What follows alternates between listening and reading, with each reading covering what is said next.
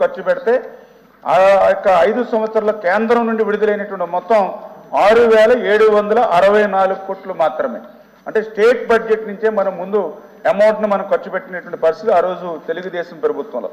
మరి తర్వాత ఏదైతే 2019, 2024 వైఎస్ఆర్సీపీ మరి ప్రభుత్వ హయాంలో చూస్తే వీళ్ళు ఖర్చు పెట్టింది కేవలం 4,167 కోట్లు మాత్రమే.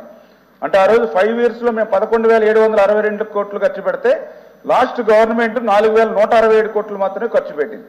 4,167 కోట్లు ఆ రోజు వైసీపీ గవర్నమెంట్ ఖర్చు పెడితే వీళ్ళకి కేంద్రం నుంచి వచ్చినటువంటి విడుదలైన మొత్తం చూస్తే 8,382 కోట్లు. అంటే 14-19లో తెలుగుదేశం ప్రభుత్వం చేసినటువంటి పనులకు సంబంధించినటువంటి డబ్బులు కూడా నెక్స్ట్ గవర్నమెంట్ 19-24 వీళ్ళకి రావడం జరిగింది. ఇట్లా కేంద్రం నుంచి అంటే ఖర్చు పెట్టినటువంటి దానికంటే కూడా అదనంగా కేంద్రం నుంచి పాత రీఎంబర్స్మెంట్ వచ్చినప్పటికీ ఆ అమౌంట్ని పోలవరంలో కూడా ఖర్చు పెట్టకుండా మళ్ళీ అట్లా 3,385 కోట్లు మళ్ళీ డైవర్ట్ చేసేసినటువంటి పరిస్థితి దుస్థితి అధ్యక్ష.